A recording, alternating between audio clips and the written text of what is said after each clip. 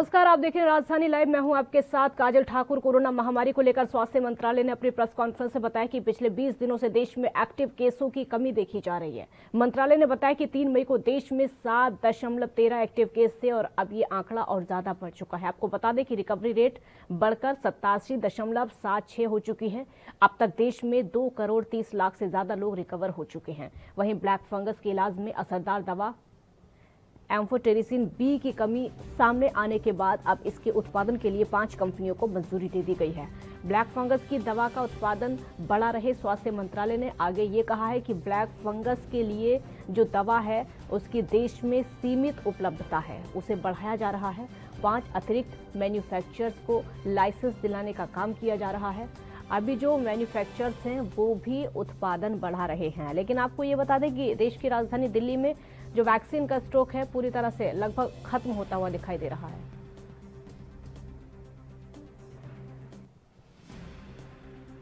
सब लोगों को पता है, हमारे सामने एक चैलेंज के रूप में आया है कि हम कैसे ब्लैक फंगस को मैनेज करें। उससे संबंधित एम्फोटेरिसिन बी, जो कि एक एंटी फंगल ड्रग है, जो देश में लिमिटेड सप्लाई में शुरू में अवेलेबल थी, उसको बढ़ाया जा रहा है। जिसके लिए 2 तरीके से एफर्ट किए जा रहे हैं कि कैसे हम सप्लाई को बढ़ाएं और कैसे उसकी अवेलेबिलिटी को और फर्दर बढ़ाने के काम करें। जिसके तहत 5 एडिशनल मैन्युफैक्चरर्स को देश में लाइसेंस दिलवाने का कार्य ministry of pharma, ministry of health coordination से कर रही है। इसके साथ ही जो अभी एग्जिस्टिंग मैन्युफैक्चरर्स हैं वह भी अपनी कैपेसिटी और अपने प्रोडक्शन कैपेसिटी को बढ़ाने से संबंधित कार्य कर रहे हैं। इसी से संबंधित फंगल इन्फेक्शन, जो कि अगर किसी भी हेल्थ सेटिंग में नोट किया जा रहा है, उसके मैनेजमेंट पर भी उसी स्थाई से, उसी नीति से कार्य हो, जिसके तहत हमने स्टेट्स को गाइडेंस दी है, एडवाइस किया है कि हम इन्फेक्शन प्रिवेंशन कंट्रोल प्रैक्टिसेस पर कार्य करें। जिसके तहत हमने स्टेट से रिक्वेस्ट की है कि हर हॉस्पिटल में हॉस्पिटल इन्फेक्शन कंट्रोल कमेटी बनाई जाए, हर कोविड हॉस्पिटल में भी उस पर कार्य हो।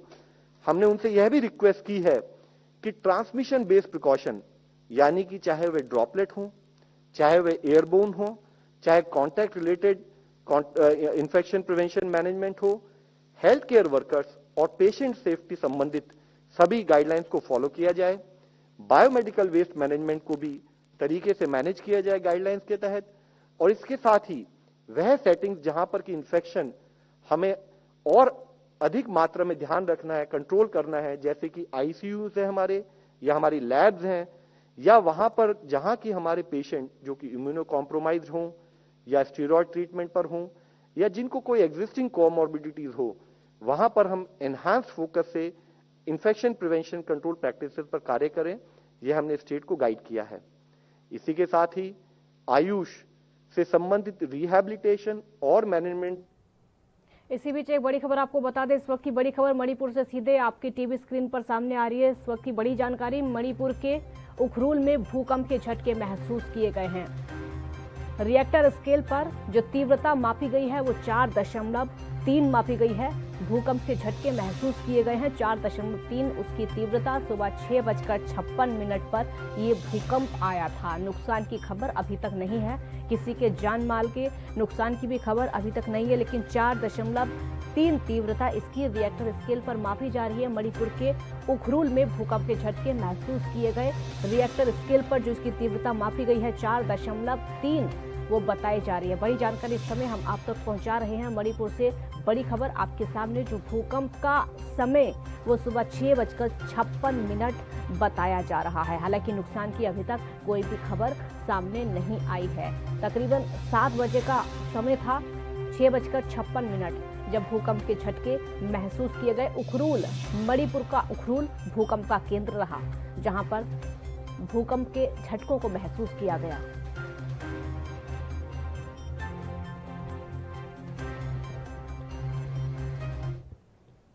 तो देश में कोरोना का कहर लगातार बढ़ता चला जा रहा है। लोगों की संख्या जो है, संक्रमितों की संख्या भले ही कम हो रही है, लेकिन मौत के आंकड़े कम होने का नाम नहीं ले रहे हैं। जो रिकवरी रेट है वो भी बढ़ता जा रहा है और संक्रमितों का जो ग्राफ है वो भी लगातार नीचे आ रहा है। वैक्सीनेशन लगातार चल रहा है, लेकिन मौत के आंकड़े जो हैं वो कम होने का नाम नहीं ले रहे हैं। हालांकि स्वास्थ्य मंत्रालय का भी अब तो यही कहना है कि अब ब्लैक फंगस बहुत बड़ा चिंता का विषय है। ब्लैक फंगस को लेकर चिंता दिखानी चाहिए, क्योंकि ब्लैक फंगस की जो दवाई है उसकी कमी इस समय देखी जा रही है देश में। उसके उत्पादन को बढ़ाना पड़ेगा और जितना ज़्यादा हो सके उस दवा को, उसका जो प्रोडक्शन है उसको बढ़ाना पड़ेगा। लेकिन कोरोना के केसेस को कम करने के लिए इंतज़ाम करने बेहद ज़रूरी है। अगर दिल्ली की बात करें तो वहाँ पर लॉकडाउन लगातार चल रहा है। 31 मई तक देश की राजधानी दिल्ली में लॉकडाउन है। इस समय पाबंदियां बरकरार हैं।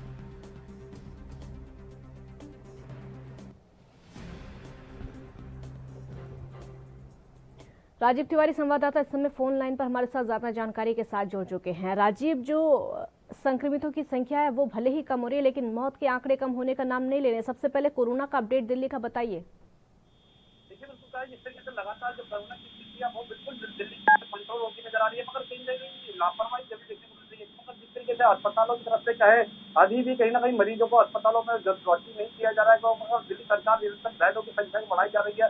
दिल्ली सरकार बार बार यही कह रही है कि हर तरीके से हम कोशिश कर रहे हैं और कहीं ना कहीं उपलब्धि भी कहीं ना कहीं हासिल होती नजर आ रही है। मगर जिस तरीके से आप कोरोना के जो आंकड़े हैं वो घटते हुए नजर आ रहे हैं और लगातार कहीं ना कहीं हर तरीके से जनता को राहत देने की कोशिश की जा रही है। मगर साफ जाहिर है कहीं ना कहीं स्थिति को कंट्रोल करने के लिए दिल्ली सरकार निरंतर कोशिश कर रही है और अस्पतालों के अंदर सुविधाएं बढ़ाई जा रही है। मगर कहीं ना कहीं थोड़ी बहुत लापरवाही जरूर है, वो भी लापरवाही अगर खत्म हो जाए तो कहीं ना कहीं लोगों को राहत मिलेगी। मगर कहीं ना कहीं वैक्सीन को लेकर की बात करें तो वैक्सीन को लेकर भी कहीं ना कहीं दिक्कतें आ रही है। दिल्ली सरकार ने अब बात खड़ी कर दी है कि 18 साल से ऊपर के लोगों के लिए वैक्सीन का टीकाकरण नहीं है और इसलिए वो सेंटरों को बंद कर दिया गया है। मगर जिस तरीके से अब केंद्र सरकार से गुहार लगाई है वैक्सीन को लेकर और यहाँ तक की जो दवाई है उसको लेकर भी केंद्र सरकार की तरफ से भी स्पष्ट किया गया है। केंद्र सरकार ने भी कहा है कि हम और कंपनियों को भी लाइसेंस देंगे और वैक्सीन की जो प्रक्रिया उसमें बढ़ाएंगे और यहाँ तक कि ब्लैक फंगस की जो दवाई है उसके लिए भी और कंपनियों को लाइसेंस के साथ साथ कहीं ना कहीं जो पहले मैन्युफैक्चर है उसको भी कहीं ना कहीं उत्पादन बढ़ाने के लिए बोला गया है और लगातार कोशिश की जा रही है जनता को हर तरीके से वैक्सीन मिले और ब्लैक फंगस की जो दवाई भी मिले। मगर लगातार कहीं ना कहीं इसके अंदर थोड़ी बहुत जो तालमेल में कमी नजर आ रही है उससे कहीं ना कहीं दिक्कत जनता को आ रही है। जी, ब्लैक फंगस की बहुत ज़्यादा इस समय समस्या बहुत ज़्यादा हो गई है। तकरीबन 14 राज्य ऐसे हैं हमारे देश में जिन्होंने ब्लैक फंगस को महामारी घोषित कर दिया है। अब दिक्कत यह है कि महामारी घोषित तो कर दिया, लेकिन उस तरीके से इलाज ब्लैक फंगस का नहीं किया जा रहा है। सीरियस जो होना चाहिए सरकार को उस तरीके से नहीं है, जैसे कि कोरोना को लेकर। देखिए, बिल्कुल सही कहा आपने। जब बात करें 14 राज्यों की, 14 राज्यों में बिल्कुल ब्लैक फंगस को ब्लैक महामारी घोषित कर दिया हो, मगर कहीं ना कहीं दिल्ली सरकार किसी तरीके से कदम उठाने की कोशिश कर रही है। मगर कहीं ना कहीं जो सरकारों की तरफ से सुविधाएं होनी चाहिए थी वो सुविधाएं अभी नहीं आ रही है, क्योंकि दवाइयों की कहीं ना कहीं कमी मिल रही है और कहीं ना कहीं अस्पतालों के अंदर हालात बहुत ज्यादा बिगड़े हुए हैं और लगातार कहीं केंद्र सरकार कह रही है कि उनके पास वैक्सीन है, दवाई है, मगर प्रॉपर इंतजाम किए जाएंगे, जनता को राहत दी जाएगी। मगर वो राहत जो है धरातल पर मिलती नजर नहीं आ रही और कहीं ना कहीं मरीज जो है वो कहीं ना कहीं सरकारों से उम्मीद कर रहे हैं कि सरकार कुछ कदम उठाए, मगर कहीं ना कहीं सरकार की तरफ से केंद्र सरकार हो या फिर राज्य सरकार हो उनकी तरफ से कहीं ना कहीं लापरवाही की जा रही है और कहीं ना कहीं अनदेखी भी की जा रही है और सिर्फ राजनीति की जा रही है। एक दूसरे को आरोप और प्रत्यारोप लगाया जा रहा है और यही चीज दिल्ली के अंदर भी देखने को मिल रही है और दिल्ली के मुख्यमंत्री भी लगातार केंद्र सरकार से गुहार लगा रहे हैं और केंद्र सरकार के ऊपर सारा ढीकवा बोल रहे हैं और केंद्र सरकार जो है वो दिल्ली सरकार के ऊपर ढीकवा बोल रही है। मगर कहीं ना कहीं इनके बीच में जनता पिछले नजर आ रही है और जनता जब वोट देती है तो कहीं ना कहीं जो विरोधी करती है बड़े नेताओं में जो सरकार दिल्ली सरकार हो या फिर केंद्र सरकार हो सबको वोट दिया जाता है, तो कहीं ना कहीं हर तरीके से कोशिश की जाती है कि जनता को राहत मिले, मगर वो राहत अब मिलती नजर नहीं आ रही और कहीं ना कहीं दिल्ली के अंदर आंकड़े जरूर घटे हुए हैं, मगर कहीं ना कहीं ये भी कहा जा रहा है कि ट्रैफिक की प्रक्रिया घटाई जा रही है, इसलिए आंकड़े नजर आ रहे हैं और कहीं ना कहीं दिक्कतें जरूर है। मतलब देखना है कि अस्पतालों के अंदर सुविधाएं बढ़ाई जाएगी दिल्ली सरकार के द्वारा और केंद्र सरकार के द्वारा। जी राजीव, कहीं ऐसा ना हो कि सरकारों को बाद में पछताना पड़े, क्योंकि हमने देखा है कि अभी जिस तरीके से ब्लैक फंगस फैलता हुआ दिखाई दे रहा, उतना सीरियस ना तो सरकार नजर आ रही है और ना ही पब्लिक नजर आ रही है, क्योंकि कोरोना को लेकर भी ऐसा ही हुआ था। कोरोना की शुरुआत में बहुत ज्यादा लापरवाही बरती गई थी, जिसकी वजह से ये महामारी में तब्दील हो गया था। अब ब्लैक फंगस को भी ऐसे देखने को मिला। हालांकि ब्लैक फंगस जो एक इन्फेक्शन है वो ये बीमारी पहले से है, ये बीमारी अभी नई इन्वेंट नहीं हुई है, लेकिन अभी जो दूसरी लहर में कोविड पेशेंट को ज्यादा हो रही है, क्योंकि जिस लहर से कोरोना फैल रहा है ठीक उसी लहर से देखने को मिल रहा है ब्लैक फंगस। ऐसा ना हो कि सरकारों को ही पछताना पड़े। देखिए, बिल्कुल सही कहा आपने। यहाँ पर बात की जाए जिस तरीके से केंद्र सरकार की बात करें, राज्य सरकार की बात करें, जिस तरीके से कोरोना काल की दूसरी लहर थी उसमें भी कहीं ना कहीं देरी की गई और कहीं ना कहीं उसका खामियाजा भी सरकारों को भुगतना पड़ा। जिस तरीके से लगातार कोरोना की रफ्तार की वो दूसरी से तेजी हो चुकी है और कहीं ना कहीं उसको कहीं ना कहीं रोकने के लिए दिल्ली सरकार को भी केंद्र सरकार को भी मशक्कत करनी पड़ी, मगर अभी तक कोरोना की लहर रुकी नहीं है और ब्लैक फंगस ने अपना प्लान बता दिया और कहीं ना कहीं ब्लैक फंगस में जो जाने की पुरानी बीमारी है और कहीं ना कहीं उन मरीजों को ज्यादा देखने को मिल रही है जिनके अंदर शुगर की दिक्कतें हैं या फिर और सिम्टम है या फिर सांस की दिक्कत है ज्यादा ये की नजर आ रही है। कहीं ना कहीं अभी भी लगता है कि सरकार और केंद्र सरकार दोनों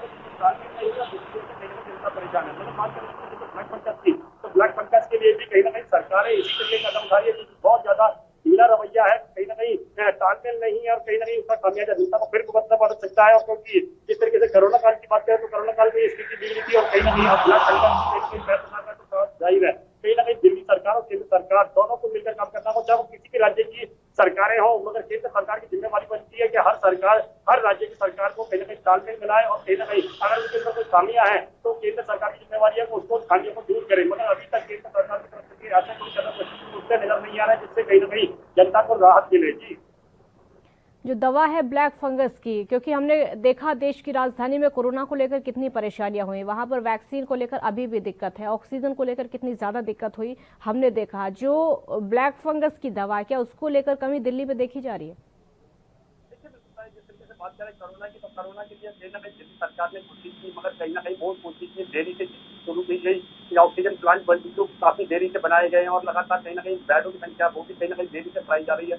मगर कहीं ना कहीं ब्लैक फंगस की बात करें तो ब्लैक फंगस के लिए भी कहीं ना कहीं दिल्ली सरकार अभी भी काफी देरी करती नजर आ रही है और केंद्र सरकार को जिम्मेवारी डाली जा रही है और केंद्र सरकार निरंतर कहिए कि दिल्ली सरकार को मदद कर रहे हैं, मगर कहीं ना कहीं इसके लिए कहीं ना कहीं दोनों ही सरकारी जिम्मेवार है और कहीं ना कहीं दोनों की तरफ से लापरवाही देखने को मिल रही है। क्योंकि अब ब्लैक फंगस जिस तरीके से रफ्तार पकड़ रहा है तो कहीं ना कहीं दिक्कतें जरूर आएंगी और कहीं ना कहीं और ज्यादा लोगों के मन में डर बन चुका है, क्योंकि जिस तरीके से कोरोना के डर बना हुआ था और अब ब्लैक फंगस का भी डर बनता चला आ रहा है और सरकारों से कहीं ना कहीं ये उम्मीद की जा रही थी कि जल्दी से जल्दी दवाई उपलब्ध हो और कहीं ना कहीं दवाइयां जो हैं वो है जरूर, मगर कहीं ना कहीं अस्पतालों तक भी पहुंच रही है।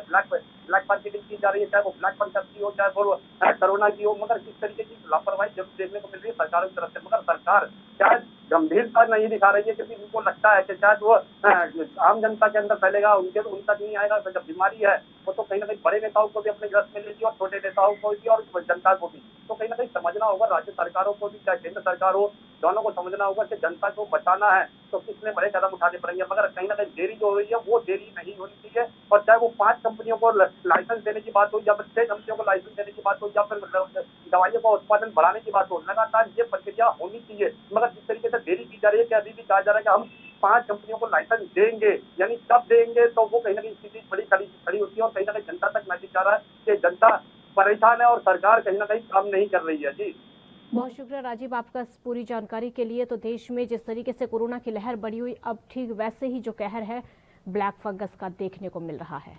मुंबई की खबर अब आपको बताते हैं। एक तरफ जहां कोरोना की वैक्सीन हासिल करने के लिए लोगों को तमाम दिक्कतों का सामना करना पड़ रहा है, रजिस्ट्रेशन के बावजूद वैक्सीन उपलब्ध नहीं होने से स्लॉट लोगों को नहीं मिल पा रहे हैं, और वहीं अब मुंबई में घर घर वैक्सीन की डोज पहुंचने की शुरुआत हो चुकी है। मुंबई महानगर पालिका की इजाजत के बाद नॉर्थ ईस्ट मुंबई से बीजेपी सांसद मनोज कोटक ने फोर्टिस अस्पताल के साथ मिलकर घर घर वैक्सीन ड्राइव की शुरुआत की है। मुंबई के मुलुंड इलाके स्थित गोल्डन विलो नाम की रिहायशी सोसाइटी में संजीवनी आपके द्वार की शुरुआत हुई है और इस सोसाइटी के लोग वैक्सीन लगवाने के लिए पिछले कई महीनों से ऑनलाइन बुकिंग करने और वैक्सीन के लिए प्रयासरत थे। लंबी कतारों में खड़े रहकर वैक्सीन लगाने की कोशिशें कर रहे थे, लेकिन वैक्सीन उपलब्ध उनको नहीं हो पा रही थी। हाथ सिर्फ और सिर्फ निराशा लगती थी और अब उन्हें विश्वास नहीं हो पा रहा है कि वो दरवाजे से बाहर निकलते हैं और वैक्सीन के लिए खड़े हो जाते हैं।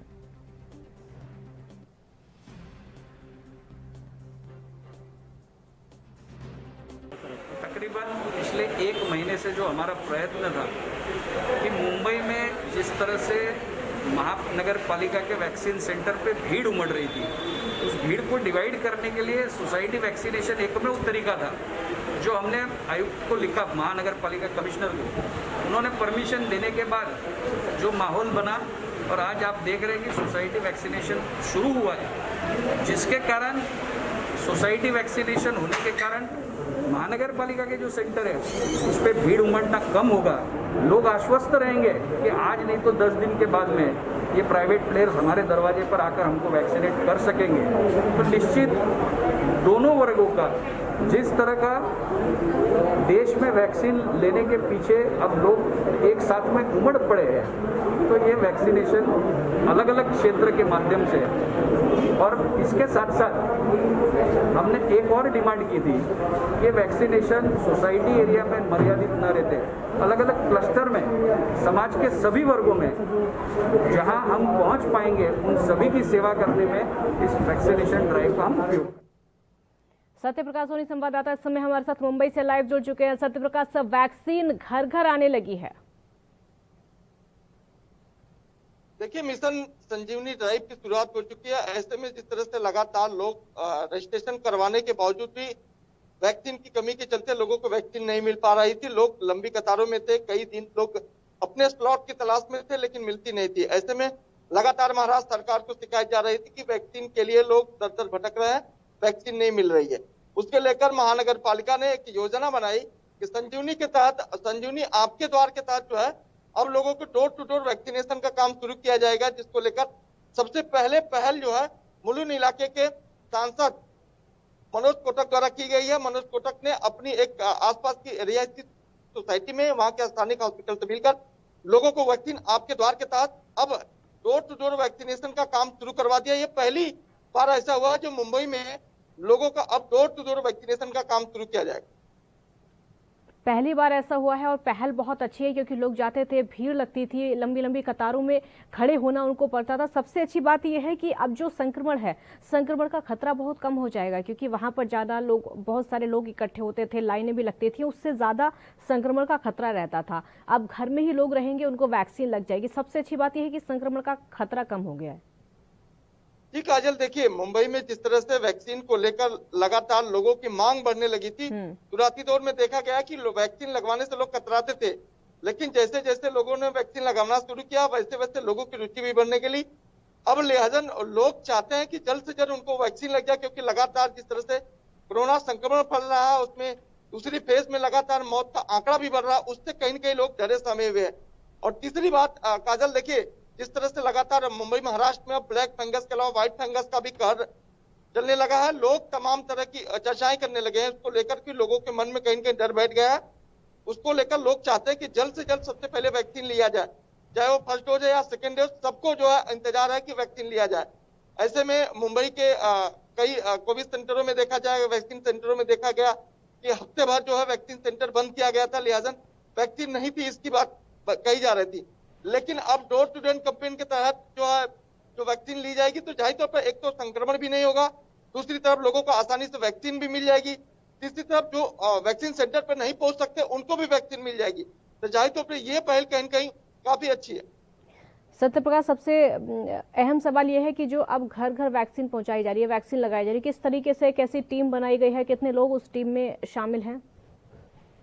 देखिए, डॉक्टरों का पैनल उनके साथ काम करेगा और एक सोसाइटी को पकड़ा जाएगा। उस सोसाइटी में जितने लोग रहेंगे उनका नामांकन किया जाएगा। 2 वैरायटी की जाएगी, एक 18 से 44, उसके बाद 45 से लेकर 65 के वैरायटी में रखा जाएगा। उनको जो है कोविशील्ड कोविशील्ड दोनों को जो मात्रा, जो पहले अगर किसी ने कोविशील्ड ले लिया है तो कोविशील्ड ही दूसरे डोज में दिया जाएगा। इस तरह की टीम बनाई जाएगी और लगातार एक एक इलाके में उस सोसाइटी के नगर सेवक से लेके विधायक से लेके सांसद तक उनको जिम्मेदारी दी जाएगी, उनके तहत ये पूरा काम किया जाएगा। हालांकि पूरे मामले की जो निगरानी मनपा रखी है, महानगर पालिका रखेगी, किस तरह से लोगों को वैक्सीन दिया जा रहा है और किस तरह से काम हो रहा है। जी, अब घर घर वैक्सीनेशन की शुरुआत हो गई है, इस तरीके से ही वैक्सीन लगेगी और जो सेंटर्स हैं वहां पर भी लगेगी, तो लग ऐसा रहा है कि काम बहुत आसान हो जाएगा और जो वैक्सीनेशन है वो पूरे प्रदेश में बहुत जल्दी हो जाएगा। जाहिर तौर पर देखिए, जिस तरह से लगातार लोगों की मांग बढ़ रही थी, ऐसे में वैक्सीन की उपलब्धता नहीं होने के कारण तमाम तरह की दिक्कतें आ रही थी। लेकिन अब चूंकि संजीवनी आपके द्वारा यानी कि वैक्सीन डोर टू डोर अब मिलेगी, तो ऐसे में जाहिर तौर पर एक तो जल्दबाजी से जो है लोगों को वैक्सीन लग जाएगी, दूसरी तरफ जो भगदड़ होती थी वो नहीं होगी, तीसरी तरफ जहाँ सीनियर सिटीजन और तमाम लोग जो है भीड़ में इकट्ठा होते थे, उनको संक्रमण की आशंका बढ़ जाती थी, वो कहीं न कहीं इस लिहाज से कम हो जाएगा। संक्रमण की जो आशंका थी अब वो भी कम हो जाएगी। कोरोना को लेकर इस समय अपडेट बताइए, महाराष्ट्र में क्या चल रहा है? क्योंकि महाराष्ट्र में जो कोरोना संक्रमण के आंकड़े हैं, जो ग्राफ है, भले ही कम हो रहा है, लेकिन मौत के आंकड़े अभी भी उतने ही हैं, वो कम होते हुए दिखाई नहीं दे रहे। जी काजल, देखिए मुंबई में कोरोना की 24 घंटे के जो आंकड़े हैं वो 2000 से कम है। जाहिर तौर पर कहीं कहीं संतोषजनक है। महाराष्ट्र में 26,000 के आसपास आंकड़े हैं, वो भी कहीं न कहीं बेहद संतोषजनक ही माना जाएगा, क्योंकि पिछले दौर में देखा गया कि 80 से 90,000 रोजाना आते थे। ऐसे में सबसे चिंता का विषय महाराष्ट्र सरकार के लिए जो मौत के आंकड़े जो 900-800 लोगों की मौत हो रही है, वो कहीं न कहीं चिंता का विषय है। उसको लेकर महाराष्ट्र सरकार लगातार कोशिश कर रही है कि जल्द से जल्द वैक्सीनेशन का फर्स्ट दौर और दूसरा दौर कर लिया जाए, क्योंकि जिस तरह से स्वास्थ्य विभाग ने संकेत दे दिया है कि मुंबई महाराष्ट्र में जो है अब तीसरे फेज के दौरान जो है 1 से लेकर 15 साल के बच्चों के ऊपर ज्यादा संक्रमण होने की आशंका है। इसको कहर को देखते हुए महाराष्ट्र में अब जगह जगह जो है बच्चों के लिए कोविड हॉस्पिटल खोलने लगे हैं, तमाम तरह की सुविधाएं बढ़ाने जाने लगी है। तो कहीं कहीं महाराष्ट्र सरकार की चिंताएं लगातार बढ़ रही है कि किसी भी हालात में जो है मौत के जो आंकड़े को रोका जाए। अच्छा, अस्पतालों के हालात सुधरे हैं? क्योंकि जैसे हमने देखे थे कुछ महीने पहले अस्पतालों के हालात बहुत ज्यादा बेकार थे, अब उनको सुधारा गया है? बिल्कुल, देखिए काजल, जब मरीजों की संख्या ज्यादा थी उस वक्त लगातार शिकायतें आ रही थी कि बेड नहीं मिल रहा है, ऑक्सीजन नहीं मिल रहा है, दवाइयां नहीं मिल रही है, डॉक्टरों के द्वारा लापरवाही की जा रही है। लेकिन अब ऐसा नहीं हो रहा है। मुंबई में एक भी ऐसी शिकायत फिलहाल नहीं मिल रही है कि इलाज नहीं हो रहा है या बेड नहीं मिल रहा है या ऑक्सीजन। तो जाहिर तौर पर कहीं न कहीं महाराष्ट्र सरकार ने मुंबई महानगर पालिका के द्वारा कहीं न कहीं स्थिति को जो है अपने नियंत्रण में रखा है। ये पहला डोर टू डोर ड्राइव है जो कि इस समय देखने को मिल रहा है। क्या लग रहा है, ये मुंबई से इसकी शुरुआत हुई है, पूरे प्रदेश में ठीक इसी तरीके से होगा या फिर कितना वक्त लग जाएगा या फिर सिर्फ मुंबई के लिए है? देखिए, मुंबई शहर में इस तरह की चीजें करना थोड़ा मुमकिन है, लेकिन अगर मुंबई से बाहर महाराष्ट्र इलाके में थोड़ा सा मुश्किल होगा, क्योंकि दूर दूर गांव होते हैं और फिर से इलिटरेट मतलब जो पढ़े लिखे लोग रहते हैं वो ज्यादातर नहीं रहते। चाहे तो कहीं कहीं ऐसा भी होता है कि लोग वैक्सीन के लिए तैयार भी नहीं है। कई कई लोग वैक्सीन को लेकर तमाम तरह की धारणाएं पाल अभी भी रखे हैं। जैसा कि अभी पिछले दिनों जानकारी मिली कि कई डॉक्टरों का पैनल भी इस पर काम कर रहा है। लोगों को समझाने की भी कोशिश की जा रही है कि वैक्सीन लेना कितना जरूरी है, फर्स्ट डोज या सेकेंड डोज या फिर कोविशील्ड या कोवैक्सीन के बारे में भी बताया जा रहा है कि लोग ज्यादा संख्या में आगे बढ़े और इसको आगे बढ़कर वैक्सीन ले। ठीक है सत्य प्रकाश, बहुत शुक्रिया आपका इस पूरी जानकारी के लिए। तो वैक्सीन के लिए जो लड़ाई अब तक हो रही थी उसको आसान बनाने के लिए मुंबई में एक अच्छी पहल की गई है, क्योंकि घर घर वैक्सीनेशन ड्राइव की जो शुरुआत की गई है सिर्फ मुंबई में इसकी शुरुआत की गई है, लेकिन बहुत अच्छी पहल है, क्योंकि सबसे अच्छी बात है कि आसानी से लोगों को वैक्सीन लग जाएगी और उससे भी अच्छी बात यह है कि जो संक्रमण का खतरा है वो कम हो जाएगा। तीसरी राजधानी की खबर अब आपको बताते हैं। मुख्यमंत्री कैप्टन अमरिंदर सिंह द्वारा शुरू किए गए कोरोना मुक्त पिंड अभियान के तहत मिशन फतेह 2.0 को सफल बनाने का आह्वान करते हुए मुख्य सचिव सुश्री विनी महाजन ने जिला प्रशासन के अलावा स्वास्थ्य और अन्य सभी संबंधित विभागों से कहा है कि वो राज्य के गांव को कोविड से मुक्त करने के लिए सभी स्टॉप को बाहर निकालें। ग्रामीण क्षेत्रों में हर घर तक पहुंचना, उपचार, टीकाकरण अभियान और पहुंचना। उन्होंने अधिकारियों को आदेश दिया है कि वो चुनिंदा ग्रामीण सरकारी अस्पतालों में तत्काल ऑक्सीजन की व्यवस्था करें और जिला प्रशासन से कहा है कि वो कोविड रोगियों को पलायन करते पाए गए निजी अस्पतालों के खिलाफ कड़ी कार्रवाई करें। उन्होंने स्वास्थ्य विभाग को राज्य के सभी सरकारी और निजी अस्पतालों के साथ काले फंगस के इलाज के लिए विशेषज्ञों द्वारा तैयार प्रोटोकॉल को साझा करने का भी निर्देश दिया है। महाजन राज्य के वर्तमान सहविध स्थिति की समीक्षा के लिए प्रशासनिक सचिवों, उपायुक्तों, पुलिस आयुक्तों, एसपीएस और स्वास्थ्य अधिकारियों की एक उच्च स्तरीय बैठक की अध्यक्षता कर रही थी। सहविध मरीजों से अत्यधिक वसूल वाले कुछ निजी अस्पतालों के खिलाफ मिली शिकायतों को गंभीरता से लेते हुए मुख्य सचिव ने ऐसे अस्पतालों के खिलाफ सख्त कार्रवाई का आदेश भी दिया है जो कि कोविड मरीजों का नाजायज फायदा उठा रहे थे और उनसे ज्यादा वसूली कर रहे थे। तो अब एक अच्छी पहल की गई है, क्योंकि वैक्सीनेशन को लेकर ये पहल बहुत ज़्यादा ज़रूरी हो जाती है। तो मिशन फतेह को सफल बनाने की पूरी कोशिश है। ग्रामीण क्षेत्रों में हर घर तक वैक्सीन पहुंचना बहुत ज़्यादा ज़रूरी है। इस पूरे मिशन का जो नाम है मिशन फतेह है। कोरोना मुक्त पिंड अभियान के तहत इस मिशन की शुरुआत की गई है। मिशन फतेह को सफल बनाने की पूरी कोशिश।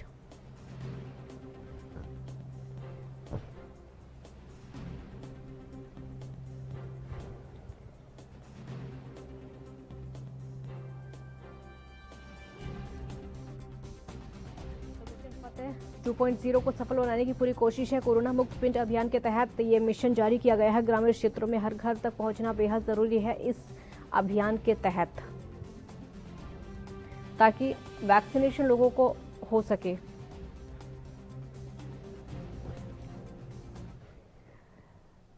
जगतार भुल्लर सहयोगी इस समय हमारे साथ फोन लाइन पर ज्यादा जानकारी के लिए जुड़ चुके हैं। जगतार जी, मिशन फतेह को सफल बनाने की पूरी कोशिश इस समय। बिल्कुल जी, जो आपको मुस्लिम दिखाई दे रही है और कैप्टन अमरिंदर सिंह ने ट्वीट भी किया कि जिला शाहपुर के विधानसभा क्षेत्र है, वहाँ डॉक्टर राजपाल चब्बेवाल MLA है, वहाँ एक गांव जटपुरा में 100% वहाँ वैक्सीन हो चुकी है। तो कैप्टन अमरिंदर सिंह ने भी खुशी का इजहार किया कि उन्होंने लोगों बाकी पंचायत ग्राम पंचायत से भी अपील किया कि ऐसी कोशिश कीजिए 100% वैक्सीन लगाइए। और सरकार ने ये कोरोना मुक्त जो अभियान शुरू किया निश्चित तौर पर वो कामयाबी मिलती दिखाई दे रही है। सरकार ने ये बोला कि जहाँ 100% वैक्सीन होगी वहाँ सरकार उस गांव के विकास के लिए 10 लाख की ग्रांट दी।